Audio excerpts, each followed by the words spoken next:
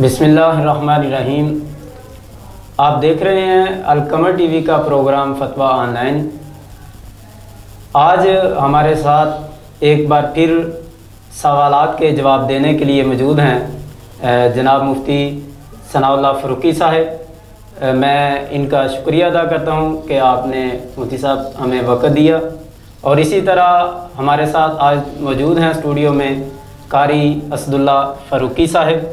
मैं आपका भी शुक्रिया अदा करता हूं जी, आपने वक़्त दिया। तो आज का जो हमारा प्रोग्राम जो है उसका उन्वान है कि रमज़ान अल्हम्दुलिल्लाह जो कि हमारी ज़िंदगी के अंदर आया और गुज़र गया, अब हमें उस तसलसल को कैसे आगे बढ़ाना है और अब कौन से अमाल हैं जो हमने करने हैं।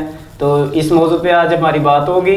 तो मैं सबसे पहले गुजारिश करूँगा अपने मोहतरम मेहमान जनाब कारी असदुल्ला फ़ारूकी साहब को कि वो हमें सबसे पहले हमारे ईमान को ताज़ा फरमाएँ और तलावत कुरान पाक इरशाद फरमाएँ। अऊज़ु बिल्लाहि मिनश शैतानिर रजीम। बिस्मिल्लाहिर रहमानिर रहीम। या अय्युहल्लज़ीना आमनू ला तकूनू कल्लज़ीना आज़व मूसा फ़बर्रअहु मिम्मा क़ालू वकान इंदल्लाहि वजीहा। या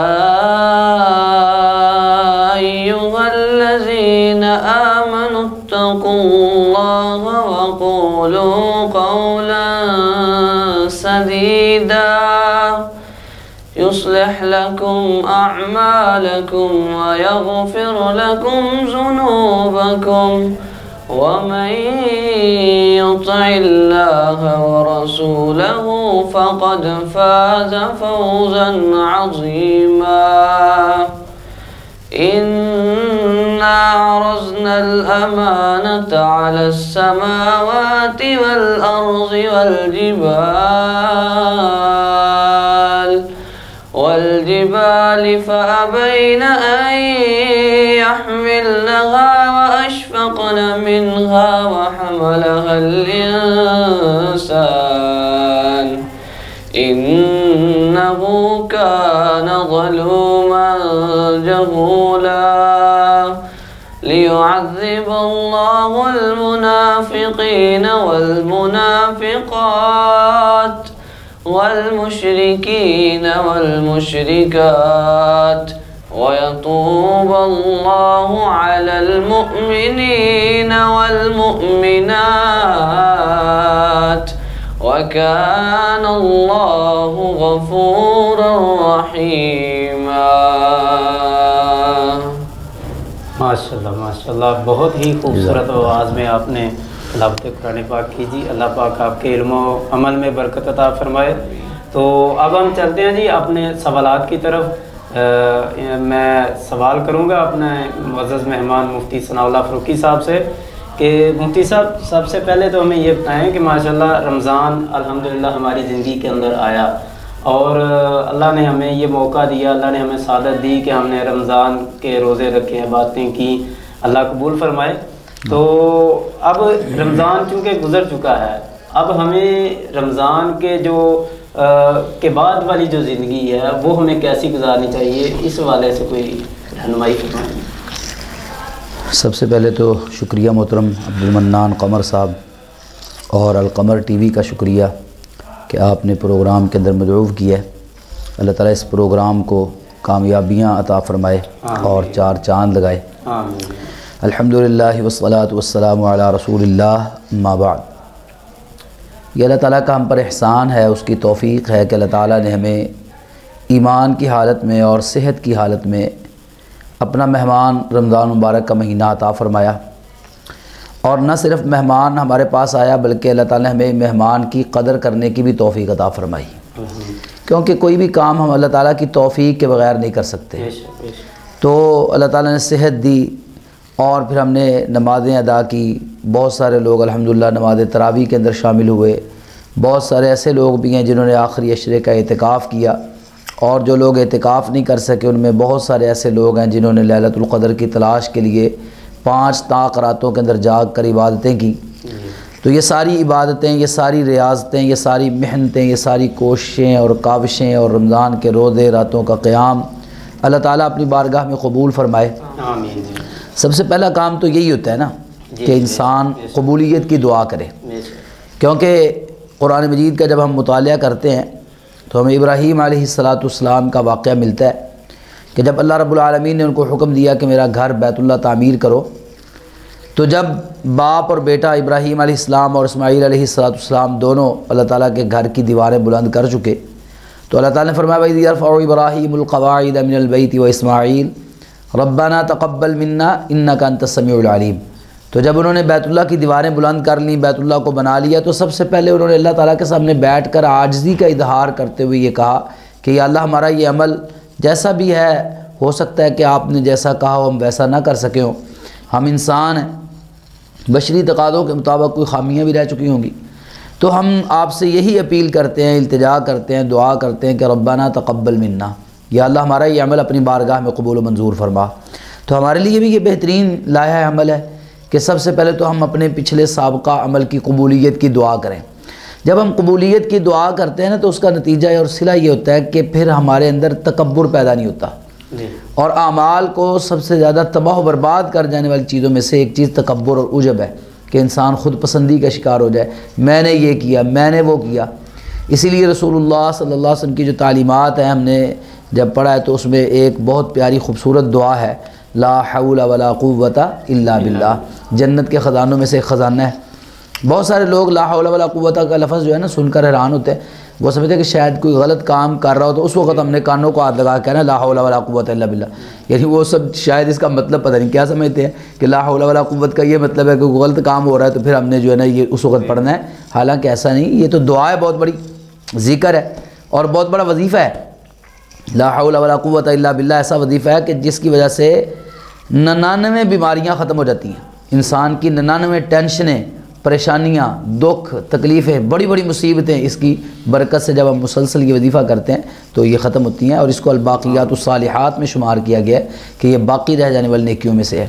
تو اس کا مفہوم کیا ہے کہ جس بات کی طرف میں اشارہ کرنا چاہتا ہوں وہ یہ ہے کہ لا حول ولا قوت الا باللہ، یا اللہ ہمارے پاس تو کوئی بھی ایسی طاقت ہمت نہیں ہے کہ ہم کو نیکی کا کام کر سکیں، اور نہ ہی ہمارے اندر گناہ سے بچنے کی کوئی توفیق ہے، الا باللہ۔ اگر ہم نیکی کرتے ہیں تو یہ بھی اللہ کی توفیق سے کرتے ہیں، اور اگر ہم گناہ سے بچتے ہیں تو یہ بھی اللہ کی توفیق سے بچتے ہیں۔ جناب یوسف علیہ السلام کا مجھے یہاں پر جملہ بڑا خوبصورت یاد آ گیا، جب یوسف علیہ السلام پہ الزام لگا اور آپ پاک دامن تھے، اور جن لوگوں نے الزام لگایا وہ بھی جانتے تھے کہ یوسف علیہ السلام پاک دامن ہیں، جنہوں نے جیل میں بھیجا وہ بھی جانتے تھے کہ آپ پاک دامن ہیں، ہم بے گناہ مجرم بنا کر ان کو جیل کے اندر ڈال رہے ہیں۔ جب وہ بادشاہ کو خواب آیا اور پھر یوسف علیہ السلام کی رہائی کا موقع بنا تو اس وقت یوسف علیہ السلام کو جب بلانے کے لیے گیا بندہ جیل کے اندر، جی آپ کو بادشاہ سلامت بلا رہے ہیں، تو انہوں نے کہا نہیں ایسے نہیں آنا، پہلے وہ میری پاک دامنی کا جو ہے نا معاملہ وہ کرو۔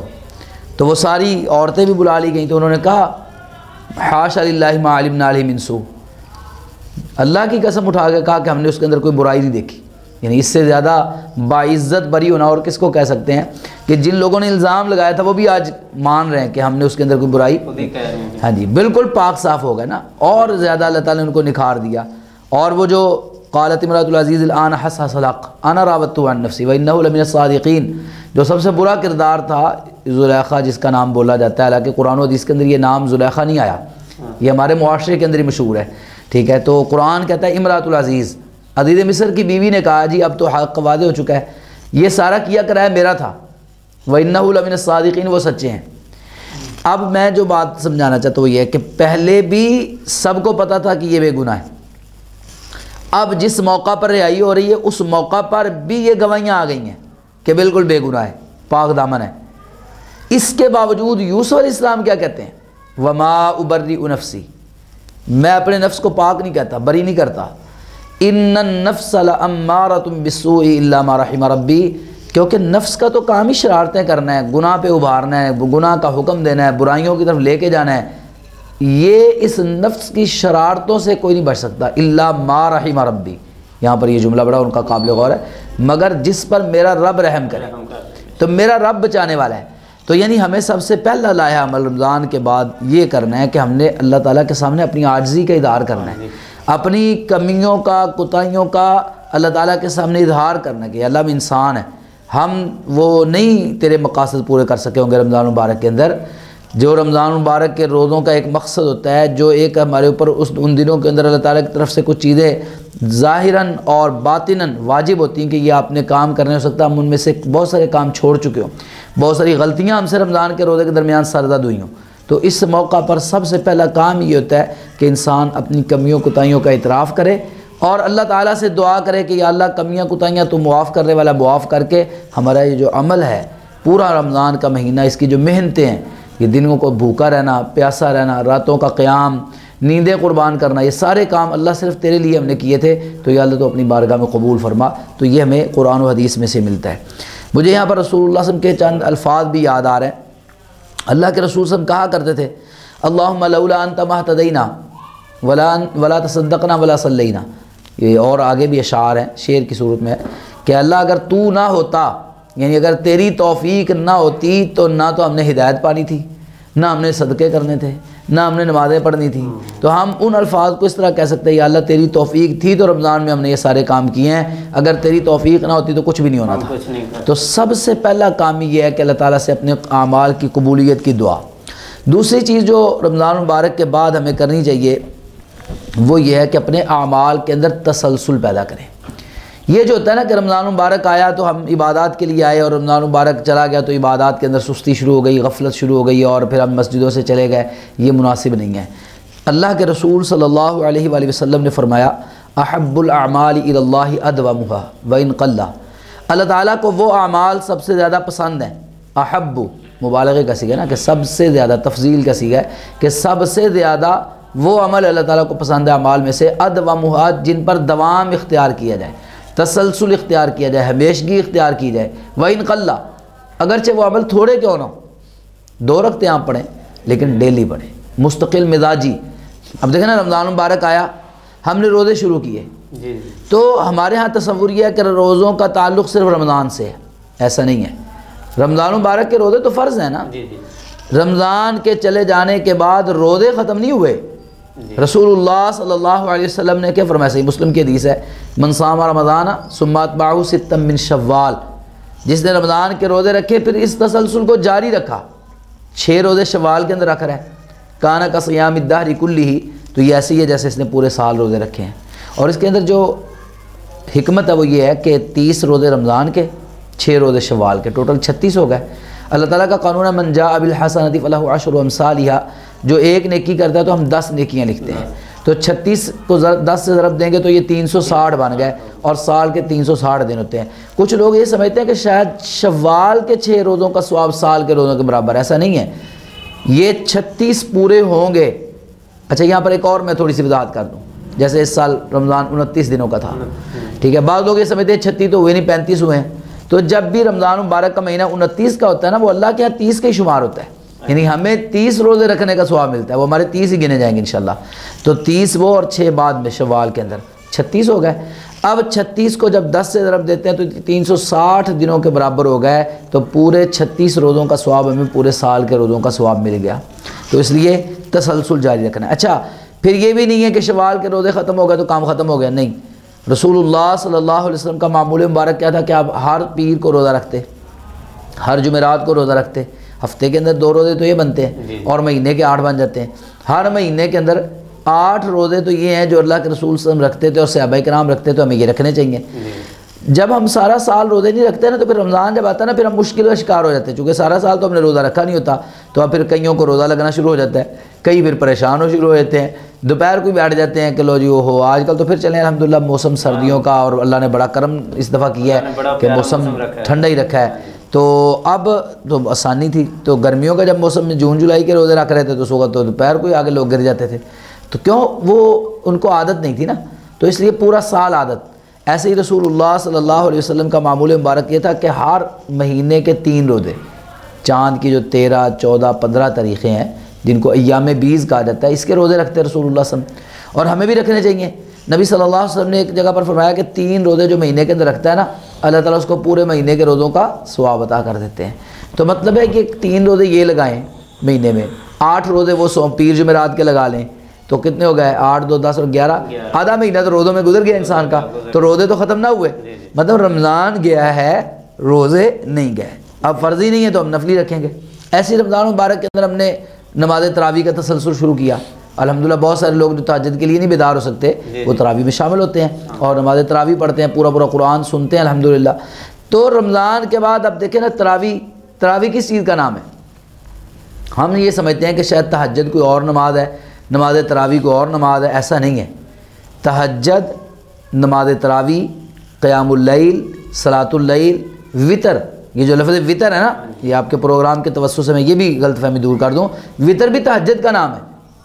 وطر کا تعلق عشاء کی نماز کے ساتھ نہیں ہے، وطر کا تعلق تہجد کے ساتھ ہے، چاہے آپ عشاء کے بعد پڑھ لیں، چاہے آپ صبح جب فجر سے پہلے کا وقت ہوتا ہے آخری پہر وقت پڑھ لیں، یہ ہے تہجد۔ یہ ایک ہی چیز کے نام ہے، تہجد کا حصہ نہیں، تہجد ہی ہے۔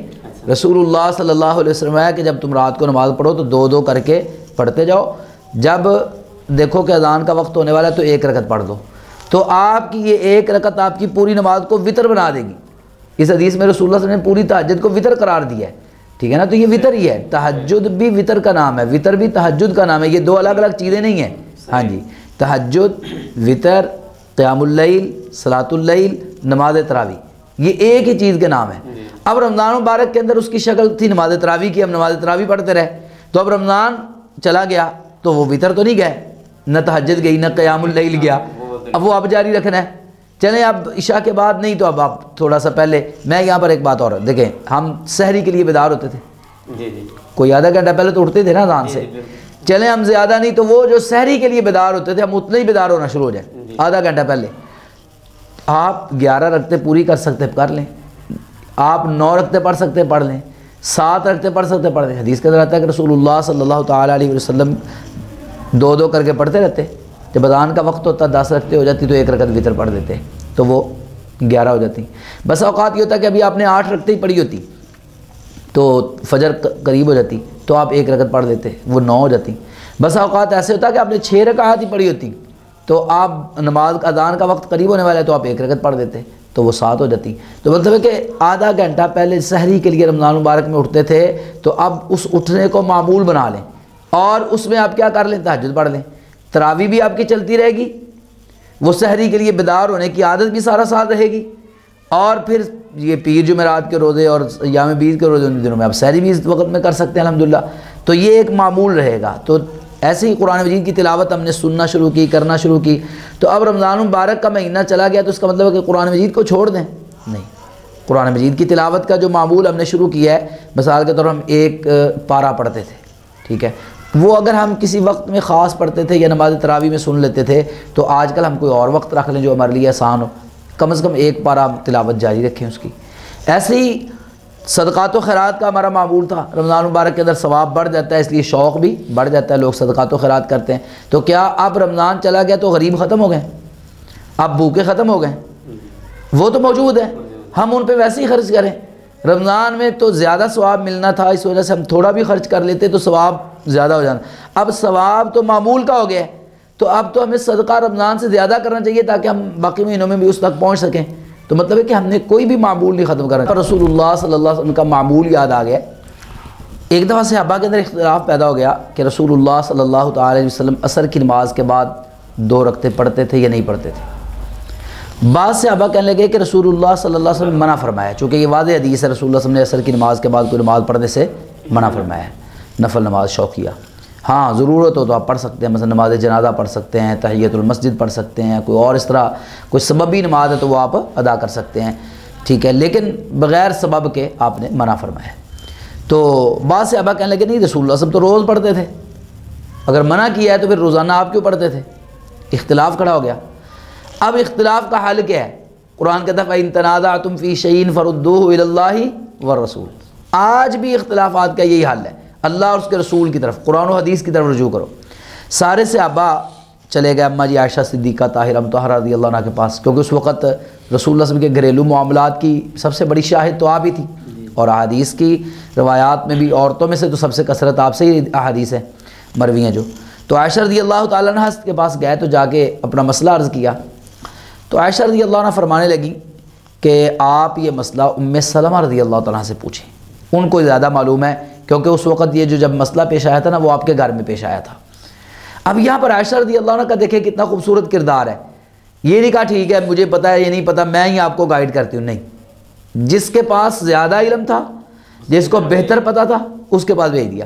ہمارے ہاں کیا ہوتا ہے، بندہ آ گیا میرے پاس مسئلہ پوچھنے، اب مجھے پتہ ہے یا نہیں پتہ، اس کو غلط گائیڈ کر رہا ہوں، لیکن یہ میں کہتا ہوں کہ اگر میں نے اس کو کہا جی مجھے نہیں پتہ تو پھر تو یہ تو مجھے سمجھیں گے اس کو یہ کہا مفتی بنے پڑتا ہے، اس کو پتہ ہی نہیں مسئلے کا۔ بڑے بڑے ائمہ کرام، امام مالک رحمہ اللہ جیسے، امام احمد بن حنبل رحمہ اللہ جیسے صاف کہتے تھے لا ادری، مجھے نہیں پتہ۔ لوگ حیران ہوتے تھے، اچھا اتنا بڑا امام کہتا لا ادری، مجھے نہیں پتہ، یہ کہنا بھی علم ہے، ٹھیک ہے نا۔ ایسے جہالت نہیں کرنی چاہیے کہ لوگوں کو غلط مسئلے بتاتے رہیں، کسی بڑے کے پاس بھیج دیں گے، آپ کسی بڑے کو فون کر کے اس سے پوچھ کے بتا دیں، آپ اس کو نہیں میں ذرا تحقیق کر کے آپ کو بتاؤں گا۔ تو بہرحال عائشہ رضی اللہ تعالیٰ نے بھیج دیا۔ اب وہ چلے گئے ام سلمہ رضی اللہ عنہ کے گھر میں، اماں جی سے جا کے انہوں نے پوچھا ام سلمہ رضی اللہ عنہ سے کہ یہ ہم مسئلہ لے کر آئے ہیں تو آپ اس کے بارے میں بتائیں۔ ام سلمہ رضی اللہ تعالیٰ عنہ نے فرمایا کہ ایک دن عصر کی نماز کے بعد رسول اللہ صلی اللہ علیہ وسلم میرے گھر تشریف لائے، تو میں نے دیکھا کہ آپ نے عصر کے بعد 2 رکعت نماز ادا کی۔ تو میں نے سوال کیا کہ حضور آپ ہمیں منع کرتے ہیں کہ عصر کی نماز کے بعد کوئی نفل نہیں پڑھنے، تو آپ نے تو پڑھی ہیں، تو یہ کیا وجہ ہے؟ تو رسول اللہ صلی اللہ علیہ وسلم نے اس کی وضاحت فرمائی، فرمایا شغلت عن رکعتین بعد الظہر، ظہر کی نماز کے بعد جو میں 2 رکعتیں پڑھتا ہوں نا وہ میری رہ گئی تھی، وہ سنتیں، اور ایک قافلہ آیا تھا، آپ ان کے ساتھ گفتگو میں محو ہو گئے تو وہ 2 رکعتیں رہ گئیں، فصلیتہما الآن، وہ 2 رکعتیں اب پڑھ رہا ہوں۔ اب اس میں ہمارے لیے دیکھو کتنا بڑا پیغام ہے کہ اللہ کے رسول صلی اللہ علیہ وسلم کی سنتیں رہ گئیں تو آپ ان کی قضا دے رہے ہیں، ہمارے ہاں تو فرض بھی رہ جاتے ہیں، ہمیں پرواہ کو نہیں ہوتی۔ خیر ام سلمہ رضی اللہ تعالیٰ نے فوراً دوسرا سوال کر دیا، افنقضیہما اذا فاتتا، اگر ہماری سنتیں رہ جائیں کبھی تو ہم بھی اس کی قضا دیا کریں۔ دیکھیں امت کے لیے کتنا بڑا احسان کیا انہوں نے۔ قال لا، آپ نے فرمایا نہیں بھی تمہیں ضرورت نہیں، اگر سنتیں رہ گئیں تو قضا کی ضرورت نہیں، ہاں فرض رہ گئے تو ان کی قضا ضرور ادا کرو۔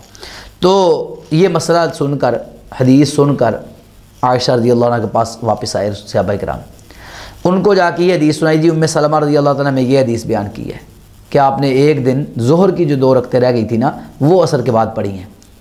اماں جی عائشہ صدیقہ رضی اللہ تعالیٰ نے کہا پھر اب میں تمہیں مسئلہ سمجھاتی ہوں۔ اب مسئلہ یہ ہے کہ رسول اللہ صلی اللہ علیہ وسلم کوئی عمل شروع کر دیتے تو پھر اس کو چھوڑتے نہیں تھے، کسی بھی وجہ سے کوئی عمل شروع کر لیتے نا، آپ کسی مجبوری کی وجہ سے شروع ہو جاتا، کسی وجہ سے بھی آپ عمل شروع کر لیتے تو پھر آپ کو پسند نہیں تھا کہ آپ وہ عمل ترک کریں۔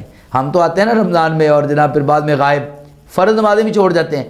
رسول اللہ صلی اللہ علیہ وسلم کو نفل آپ نے شروع کیے ایک وجہ سے، مجبوری کی وجہ سے، تو عائشہ رضی اللہ عنہ کیا فرماتی ہیں کہ آپ نے دوبارہ پھر چھوڑے نہیں ہیں، آپ ہمیشہ۔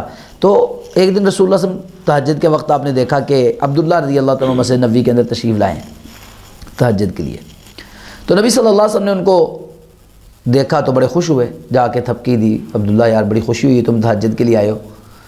ساتھ کہا کہ میں تمہیں ایک نصیحت نہ کروں؟ جی حضور نصیحت کریں۔ آپ یا عبداللہ لا تکن مثل فلان، عبداللہ یہ جو فلاں بندہ ہے نا اس جیسے نہ بننا۔ اب عبداللہ رضی اللہ عنہ پریشان ہو گئے، تہجد کا وقت ہے تو اللہ کے رسول نے دن چڑھنے کا بھی انتظار نہیں کیا، صبح صبح مجھے کہہ رہے ہیں اس جیسا نہ بن جانا، پتہ نہیں کون سی غلطی کی اس بندے نے۔ تو پوچھا حضور اس کی غلطی کیا ہے؟ انہوں نے غلطی نہیں، وہ بھی 2-4 دن کے لیے تہجد کے لیے آیا تھا اور اس نے تہجد شروع کی، 2 دن 4 دن پڑھی، اس کے بعد چلا گیا۔ اب تم آئے ہو، تمہیں دیکھ کر بڑی خوشی ہوئی ہے، اس لیے نصیحت کی ہے کہ اب 2-4 دن کے لیے جذباتی ہو کے نہیں آنا، بلکہ سوچ سمجھ کے آؤ، اور آئے ہو تو اب واپس نہیں جانا ہے۔ لا تکن مثل فلان، ہم بھی آپ کے پروگرام سے اپنے ناظرین کو اس پروگرام کے توسط سے یہ کہتے ہیں کہ اگر مسجدوں میں آئے ہو نا تو واپس نہ جاؤ، اب اللہ کے گھروں کی طرف رخ ہو گیا ہے تو اب رخ نہیں موڑنا، تسلسل اختیار کرنا ہے۔ تو جو آپ کا سوال تھا نا کہ رمضان کے بعد کی زندگی کیسی ہو، تو رمضان کے بعد کی زندگی بھی آپ کے لیے ایک جملہ کہنا چاہتا ہوں. میں اکثر کہا کرتا ہوں کہ اپنی پوری زندگی کو رمضان بنا لو. جیسا ہم رمضان گزارتے ہیں نا، پاکیزگی والا، طہارت والا، عبادات والا، خشوع و خضوع والا، محنتیں، ریاضتیں، اپنی پوری زندگی کو رمضان بنا لیں، آپ کی موت کو اللہ عید بنا دے گا. اصل چیز بھی تو یہی ہے، رمضان کا مقصد بھی یہی ہے. ایک ابتدا جو پریکٹیکل کا مہینہ ہے، جی بالکل ٹھیک ہے، اس کے بعد آگے چلتا ہے. قاری صاحب آپ نے ایک بات اس میں کہی، ایام بیز، یہ اس کے جو یہ چیز کیا ہے، مثلا کون سے ایام ہیں جن کا پتہ؟ جی عبد المنان بھائی، ایام بیز کا لفظ نکلا ہے سفیدی سے. جی سفیدی کو کہتے ہیں نا ابیض. تو جن دنوں میں چاند مکمل ہوتا ہے اور رات سفید ہوتی ہے، یعنی روشنی زیادہ ہوتی ہے، ان راتوں کو، ان دنوں کو ایام بیز کہتے ہیں. یعنی چاند کی جو 13 تاریخ ہوتی ہے، 14 تاریخ اور 15 تاریخ، یہ 3 جو تاریخیں ہیں چاند کی، ان کو ایام بیز کہا جاتا ہے. یعنی کہ جو سب سے زیادہ روشن ہوتے ہیں. جی روشن ہوتے ہیں، چونکہ چاند پورا ہو جاتا ہے نا، یعنی 15 تاریخ کو. تو جب چاند مکمل ہو جاتا ہے تو روشنی کی راتیں ہوتی ہیں. ان کو ہمارے ہاں بھی روشنی کی راتیں کہتے ہیں، یہ چاند کی جو ہے نا پورے ہونے کی راتیں ہیں. تو ان دنوں کے 3 روزے رسول اللہ صلی اللہ علیہ وسلم رکھتے تھے، تو ان دنوں میں ہم روزے رکھنے چاہیے ہمیں. صحیح. ایک چیز آپ نے اور جو نماز تہجد کے بارے میں کہا ہے کہ نماز تہجد یہ 8 رکعت جو ہیں وہ 2 کر کے پڑھ لیں، اس کے بعد پھر 3 وتر، یا 1 وتر ہے، 2 کر کے 10 رکعتیں پڑھ کے پھر 1 وتر ہو گئے. اگر یہ ساری تہجد کی نماز جو ہے عشاء کی نماز کے فوراً بعد ادا کی جا سکتی ہے؟ جی بالکل ادا کی جا سکتی ہے. جب ہم عشاء کی نماز پڑھ لیتے ہیں، عشاء کی نماز سے لے کر فجر کی اذان ہونے تک جتنا وقت ہے، یہ سارے تہجد کا وقت ہے. اور ہمارے معاشرے کے اندر ایک اور غلط فہمی بھی پھیلی ہوئی ہے، وہ بھی آپ کے سوال کے توسط سے میں دور کر دوں. بعض لوگ یہ سمجھتے ہیں کہ تہجد کے لیے رات کو سونا ضروری ہے. ایسا نہیں ہے، آپ سوئے بغیر بھی تہجد پڑھ سکتے ہیں. جیسا کہ میں نے آپ کو بتایا نا کہ نماز تراویح بھی تہجد کا ہی نام ہے، ٹھیک ہے نا، یہ تہجد ہی ہے. تو جیسے رمضان مبارک میں ہم عشاء کے فوری بعد ہی تہجد پڑھتے ہیں نا، اور بغیر سوئے پڑھتے ہیں، تو ایسے ہی رمضان کے علاوہ بھی ہم عشاء کے بعد بھی پڑھ سکتے ہیں، رات کے درمیان میں بھی پڑھ سکتے ہیں، رات کے آخری پہر میں پڑھ سکتے ہیں.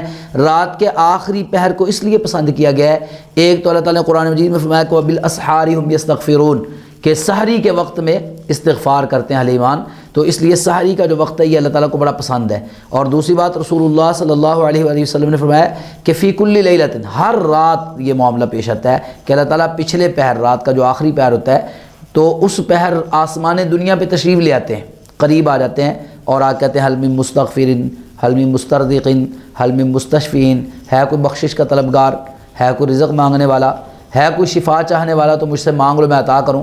تو وہ جو پہر ہے نا آخری، یہ زیادہ اللہ تعالیٰ کی قربت کا، اور اس وقت دیکھیں بالکل سکون ہوتا ہے، کوئی آپ کی عبادت کے اندر مخل نہیں ہوتا. اور اس وقت وہ وقت ایسا جس میں ریاکاری سے بچنے کا بڑا خطرہ ہے، بڑا یعنی سکون ہو جاتا ہے نا کہ ریاکاری سے آپ بچ سکتے ہیں، کوئی دیکھ نہیں رہا، سارے سوئے ہوئے ہیں. اور رسول اللہ صلی اللہ علیہ وسلم نے فرمایا نا ایھا الناس افشوا السلام، لوگوں سلام کو عام کرو، وصلوا الارحام، صلہ رحمی کرو، اور اطعموا الطعام، ایک دوسرے کو کھانے کھلاؤ، صلوا باللیل والناس نیام، رات کو اس وقت اٹھ کے نماز پڑھو جب لوگ سوئے ہوئے ہو. تدخلوا الجنت بسلام، آپ جنت کے اندر سلامتی کے ساتھ داخل ہو جائیں گے. تو اس کا مطلب یہ ہے کہ وہ وقت اللہ کا رسول صلی اللہ علیہ وسلم کو بھی پسند تھا، آپ نے بھی تہجد کے لیے اسی وقت کو پسند فرمایا ہے، اور وہ وقت اللہ تعالیٰ کو بھی سب سے زیادہ پسند ہے.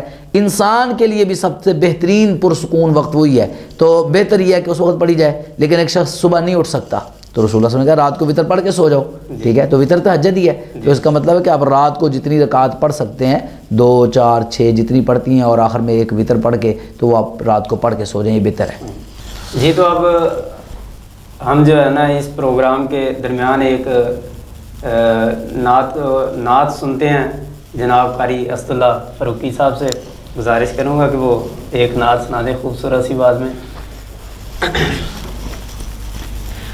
محمد مصطفیٰ آئے بہار اندر بہار آئی زمیں کو، چومنے جنت سے خوشبو بار بار آئی جناب آمینہ کا چاند جب چمکا زمانے میں قمر کی چاندنی قدموں پہ ہونے کو نثار آئی محمد محمد مصطفیٰ آئے بہار اندر بہار آئی زمیں کو چومنے جنت سے خوشبو بار بار آئی بڑی مایوس تھی دائی حلیمہ جب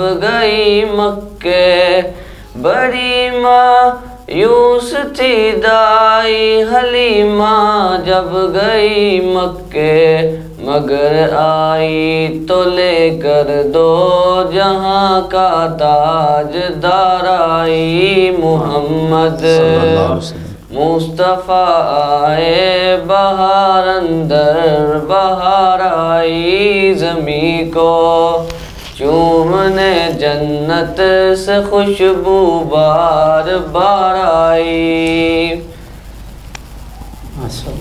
ماشاءاللہ جزاکم اللہ خیر.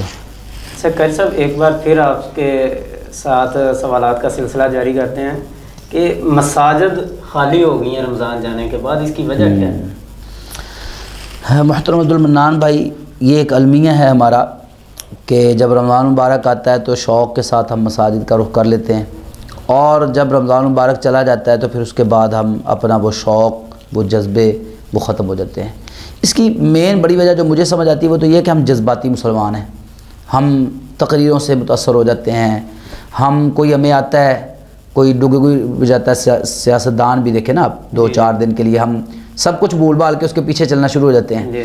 تو چونکہ اس کی وجہ ہم جذباتی ہیں، کوئی ہمیں جذبات میں لگا دیتا ہے، لو جی کہیں پر بھی یہ مسئلہ بن گیا ہے بھئی، اور وہ جذباتی سی تقریر کرتا ہے تو لوگ کسی کو قتل کرنے کے لیے بھی تیار ہو جاتے ہیں. یعنی اب دیکھیں نا جس معاشرے کے اندر جذبات کا یہ عالم ہو کہ وہ دین کے نام پر لوگوں کی جان لینے کے لیے تیار ہو جائیں، ٹھیک ہے، تو وہاں پر یہ کام تو بڑے آسان ہے، نماز 4 دن پڑھ لینا.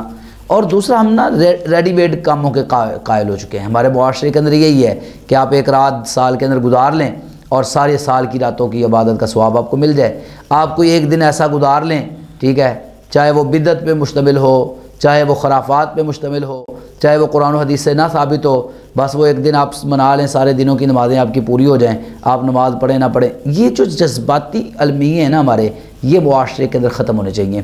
تو یہ اصل میں ہمارے علماء جب رمضان مبارک کی شان بیان کرتے ہیں، اس کی عزت عظمت بیان کرتے ہیں، تو لازم بات ہے کہ جو احادیث کے اندر آیا ہے وہ بیان کرتے ہیں اور پوری طرح بیان کرتے ہیں. اور پھر کیا ہوتا ہے کہ لوگ اس سے متاثر ہوتے ہیں. تو رمضان کے بعد بھی ہمارے علماء کو رمضان کے بعد کے جو ہمارے اعمال ہیں، خاص طور پر فرض اعمال، نمازیں ہیں فرض اور دیگر جو فرائض ہیں، ان کی طرف توجہ بھرپور مسلسل دلاتے رہنا چاہیے. اچھا میں نے ایسی مساجد بھی دیکھی ہیں کہ جن میں رمضان کے بعد اور رمضان میں کوئی فرق نظر نہیں آئے گا آپ کو. آج بھی وہاں پر ویسی نمازیوں کی تعداد ہے جیسے رمضان مبارک میں تھی. اس کی وجہ کیا؟ وہاں پر علماء کا کردار، وہ لوگوں کی تربیت ایسے انداز سے کرتے ہیں. اور ایک یہ ہم سمجھتے ہیں کہ صرف ہم شاید رمضان میں مسلمان ہوتے ہیں، ٹھیک ہے، باقی نہیں. اب دیکھیں رمضان مبارک کے اندر ایک طرف تو ہمارا جذبہ عبادات کا کس قدر ہوتا ہے، لیکن افسوس کی بات ہے کہ اسی وقت اسی دوران اشیاء کی قیمتیں بڑھ جاتی ہیں. اس کی وجہ کیا ہے کہ ہم نے بعض دین کو قبول کیا، کچھ حصے کو قبول نہیں کیا. ہم نے دین کو ٹکڑوں میں تبدیل کر دیا نا، عقائد کو الگ کر دیا ہے، معاملات کو الگ کر دیا ہے، عبادات کو الگ کر دیا ہے. ہم کہتے ہیں یہ ہماری عبادت ہے، یہ میرا کاروبار ہے. عبادت اور کاروبار کو الگ کر دیا ہے. جبکہ اللہ تعالیٰ کیا کہتے ہیں؟ یا ایھا الذین آمنوا ادخلوا فی السلم کافہ، ایمان والو اسلام کے اندر پورے کے پورے داخل ہو جاؤ. یہ نہیں ہے کہ یہ عبادت ہے تو میں نے نماز پڑھنی ہے، اب میں کاروبار ہے تو یہاں پر میں نے اپنی مرضی کرنی ہے. نہیں، کاروبار بھی عبادت ہے، وہ بھی دین ہے. اور جب کاروبار بھی عبادت ہے، کاروبار بھی دین ہے، تو اس کے اندر دین مجھے کیا کہتا ہے کہ سنت کے مطابق کروں، ناجائز منافع خوری سے بچوں، دھوکہ دینے سے بچوں. من غش فلیس منا، یہ حدیث تو ہر شخص نے اپنی دکان کے اوپر لکھ کے لگائی ہوئی ہے، اور اس حدیث کے سائے کے نیچے بیٹھ کے وہ 2 نمبری کر رہا ہوتا ہے. شرم نہیں آتی کہ اوپر حدیث لکھی ہوئی ہے، نیچے میں 2 نمبری کر رہا ہوں. ہمارے تھانوں کے باہر یہ حدیث لکھی ہے الراشی والمرتشی کلاہما فی النار، اس حدیث کے سائے کے نیچے بیٹھ کے وہ رشوت لے بھی رہے ہوتے ہیں، رشوت دے بھی رہے ہوتے ہیں۔ ہماری عدالتوں کے اندر لکھا ہوتا ہے اعدلوا ہوا اقرب للتقوی، کہ عدل کرو، یہ تقوی کے سب سے زیادہ قریب ہے۔ اسی آیت کے نیچے بیٹھ کے ہمارے جج، ہمارے وکیل، وہ پتہ ہوتا ہے کہ یہ جھوٹا کیس ہے اور اس پہ بحث بھی کر رہے ہوتے ہیں اور جھوٹے فیصلے کر رہے ہوتے ہیں۔ یعنی ہم اتنے بے باک ہو چکے ہیں کہ ہم قرآن و حدیث کو اپنی ذات کے لیے استعمال کرتے ہیں تاکہ لوگ متاثر ہو کے آ جائیں کہ لو جی یہ دیکھیں یہ تو بڑا پاک دامن ہوگا، یہ تو بلاوٹ نہیں کرتا ہوگا، اس نے حدیث لکھی ہوئی ہے۔ لیکن یہ ہم اللہ کو دھوکہ دے رہے ہیں۔ ہماری وہی کیفیت ہے جو منافقوں کی تھی نا، یخادعون اللہ، اللہ کو دھوکہ دینے کی کوشش کرتے ہیں۔ تو یہ اللہ تعالیٰ کو تو ہم دھوکہ نہیں دے سکتے۔ وما یخدعون الا انفسهم، اپنے آپ کو دھوکہ دے رہے ہیں۔ تو یہ اپنے آپ کو دھوکہ دے رہے ہیں ہم رمضان کے اندر آ کے نمازیں پڑھ کے، رمضان کے اندر نیکی کے کام کر کے، رمضان، اور بعد میں جب چلے جاتے ہیں تو مسجدیں پوچھتی ہیں نا اللہ سے، یا اللہ رمضان ختم ہوا ہے کہ مسلمان ختم ہو گئے ہیں، اور ایسے لگتا ہے جیسے مسلمان ہی ختم ہو گئے۔ اسلام جتنا رمضان میں ہے اتنا ہی رمضان کے بعد ہے۔ تو ہمیں یہ جذباتی کیفیت جو ہے نا اس سے نکلنا چاہیے۔ اللہ کو جذباتی لوگ پسند نہیں ہیں۔ ایک وقت آئے تو جناب مرنے مارنے کے لیے تیار ہو جائیں اور دوسرے وقت میں فرائض سے بھی انکار کر دیں، تو ایسے جذباتی مسلمان نہیں۔ اللہ تعالیٰ کو وہ مسلمان چاہیے جو ہمیشہ کے لیے اللہ تعالیٰ کے ساتھ آ جائیں اللہ کی بندگی میں۔ دیکھیں میں کہا کرتا ہوں، ایک ہوتی عبادت، ایک ہوتی عبدیت، ان دونوں میں فرق ہے۔ عبادت کا ایک وقت ہوتا ہے، مثلا عصر کا وقت ہے تو عصر پڑھی تو وقت ختم ہو گیا۔ رمضان آیا، یہ رمضان کے روزوں کی فرضیت کا وقت تھا، رمضان چلا گیا تو وہ روزے کی فرضیت ہے، روزے چلے گئے، عبادت چلی گئی۔ لیکن عبدیت کا معنی یہ ہے کہ آپ 24 گھنٹے اللہ کی غلامی میں گزاریں، اللہ اس کے رسول کی مرضی کے مطابق گزاریں، اللہ کی عبادت میں گزاریں۔ کیسے؟ لیکن ایک شخص سویا ہوا ہے، اس کا سونا بھی عبادت بن سکتا ہے نا۔ رسول اللہ صلی اللہ علیہ وآلہ وسلم نے کہ جو شخص عشاء کی نماز باجماعت ادا کرتا ہے، صبح اٹھ کے فجر کی نماز باجماعت ادا کرتا ہے، ساری رات کوئی نفل نہیں پڑھا، کوئی اس نے ایک آیت بھی تلاوت نہیں کی، کوئی ذکر نہیں کیا، سویا رہا ہے، لیکن اللہ کے فرشتے اس کی عبادت لکھ رہے ہیں، اس کا قیام لکھ رہے ہیں، اس کے رکوع سجدے۔ کیوں؟ اس نے اپنے آپ کو اللہ اور اس کے رسول کے تابع کر دیا ہے۔ تو جب آپ عبدیت کے درجے پہ فائد ہوتے ہیں نا، عبدیت کے درجے پہ، تو پھر 24 گھنٹے آپ کی عبادت میں گزرتے ہیں، پھر رمضان اور غیر رمضان میں کوئی فرق نہیں ہوتا۔ مثلا ہم لوگ اپنی بات کریں، آپ کی بات کروں میں، تو کیا آپ کو رمضان اور غیر رمضان میں کوئی فرق نظر آ رہا ہے کہ آپ کی زندگی میں کوئی فرق آیا ہو؟ میری زندگی میں تو کوئی نہیں آیا۔ ساری عبادات جو میں رمضان میں کرتا تھا آج بھی الحمدللہ کر رہا ہوں، سارے نوافل، سارے وہ کام، قرآن مجید کی تلاوت، پڑھنا پڑھانا، وہ جو رمضان میں ہم کرتے تھے۔ ہاں رمضان مبارک کے اندر اس کے اندر تھوڑی تیزی آ گئی، زیادہ نفل شروع کر دیے تاکہ وہ ہمیں زیادہ ثواب مل جائے، کیونکہ آج کل ثواب بڑا ہوا ہے۔ تو جس شخص نے پورا اسلام کے اندر داخل ہونا ہے نا، اس کے لیے رمضان اور غیر رمضان کی عبادتوں میں کوئی فرق نہیں ہوگا۔ اصل میں ہم پورا اسلام کے اندر داخل ہی نہیں ہوئے۔ وَمِنَ النَّاسِ مَن يَعْبُدُ اللَّهَ عَلَى حَرْفٍ، لوگوں میں سے کچھ ایسے جو اللہ کی عبادت ایک کنارے پہ رہ کرتے ہیں۔ فَإِنْ أَصَابَهُ خَيْرٌ اطمأنَّ بِهِ، دیکھا نا ادھر فائدہ ہو رہا ہے باقی ادھر ہو گئے، دیکھا ادھر فائدہ ہو رہا ہے باقی ادھر ہو گئے۔ تو ہم نے اسلام کو کھلونا بنایا ہوا مدد کے ساتھ، نعوذ باللہ۔ ہم نے اسلام کو ایک جذباتی دین کے طور پر لیا ہوا کہ 2-4 دن عبادت کر کے اللہ کو راضی کرو پھر جو مرضی کرو، ایسا نہیں ہے۔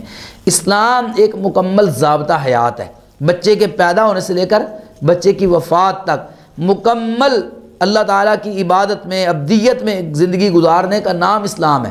اپنے آپ کو اللہ اور اس کے رسول کے تابع کر دینے کا نام اسلام ہے، فرما برداری کو قبول کرنے کا نام اسلام ہے۔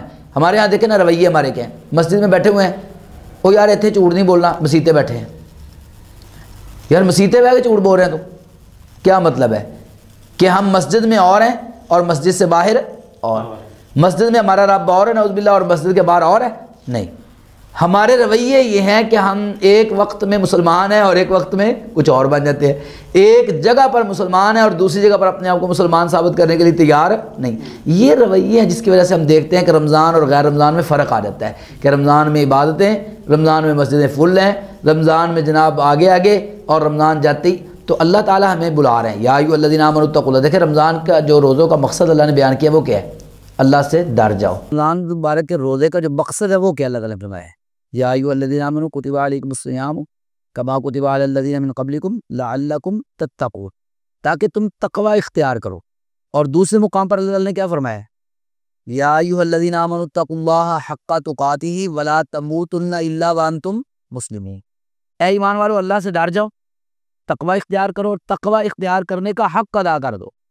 اور تقوی اختیار کرنے کا حق کیا ہے؟ کہ ہرگز تمہیں موت نہ آئے مگر اسلام کی حالت میں، یعنی جب ہم رمضان کا مقصد سمجھتے ہیں تقویٰ، تو پھر تقویٰ کا حق تو یہ ہے کہ ہم ہر وقت مسلمان ہوں۔ اب کسی کو تو نہیں پتا موت کب آنی، ہر شخص یہ نہیں جانتا، کوئی شخص یہ دعویٰ نہیں کر سکتا مجھے پتا کہ ابھی اگلے لمحے میرے ساتھ کیا ہونا ہے، تو ہو سکتا ہے اگلے لمحے موت ہو۔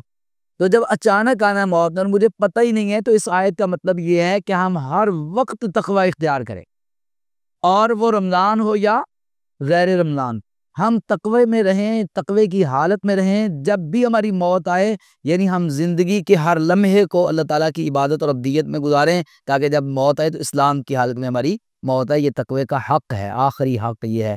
تو اس کا مطلب ہے کہ ہمیں رمضان اور غیر رمضان میں کوئی فرق نہیں کرنا چاہیے، بلکہ ہمارا تو رمضان غیر رمضان، بلکہ مجھے یہاں پر وہ اماں جی عائشہ رضی اللہ والی بات یاد آ گئی، بڑی خوبصورت، کہ جب ان سے پوچھا گیا کہ آپ رات کو جو قیام کرتے تھے، نماز تہجد کتنی تعداد ہوتی تھی، رمضان میں آپ کتنا قیام کرتے، تو وہاں پر عائشہ رضی اللہ تعالیٰ نے کیا بیان فرمایا؟ ما زاد فی رمضان ولا فی غیری، صحیح بخاری کی حدیث ہے نا، کہ آپ نے رمضان اور غیر رمضان میں کوئی فرق نہیں کیا۔ جیسے آپ غیر رمضان میں پڑھتے تھے وہی رکعت آپ رمضان میں 8 رکعتیں پڑھتے تھے، جیسے رمضان میں 8 رکعت پڑھتے تھے ویسے بعد میں غیر رمضان میں بھی آپ 8 رکعت پڑھتے تھے۔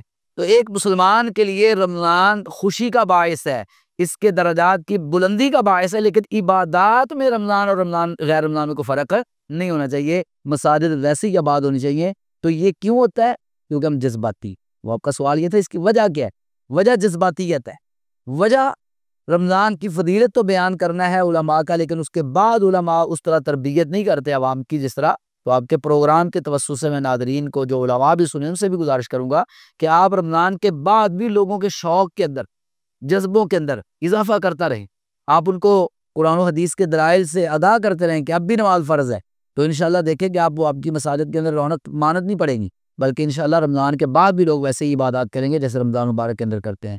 اور یہ جذباتیت سے نکالیں لوگوں کو، جو بھی کریں ہوش و حواس سے کریں، سوچ سمجھ کے کریں۔ جب انسان ہوش و حواس کے ساتھ کام کرتا نا، پھر اس کا تسلسل نہیں ٹوٹتا۔ یہ جذباتیت ہے جس کی وجہ سے تسلسل ٹوٹ جاتا ہے، 2-4 دن جذبہ رہا، انسان ہے فطرتی طور پر جذبے ختم ہو جاتے ہیں، تھک جاتا ہے۔ تو جب انسان جذبے سے کام کرتا ہے تو پھر نہیں تھکتا۔ جب جذباتیت ہوتی، جذبے اور جذبات میں فرق ہے، جب جذباتیت ہوتی ہے تو پھر جب جذباتیت اترتی ہے تو پھر وہ ختم ہو جاتا ہے۔ تو یہ جذباتیت سے میں نکلنا ہوگا۔ جی تو ناظرین، آج کا پروگرام ہم یہیں پہ اس کا اختتام کرتے ہیں، پھر اگلے پروگرام میں ملیں گے چند نئے سوالات کے ساتھ۔ اگر آپ کے ذہن میں بھی کوئی سوال ہو تو آپ ہمیں واٹس ایپ پہ میسج کر سکتے ہیں، انشاءاللہ آپ کے سوالات کا جواب دیں گے۔ مفتی صاحب ہمیں اجازت دیجیے، اللہ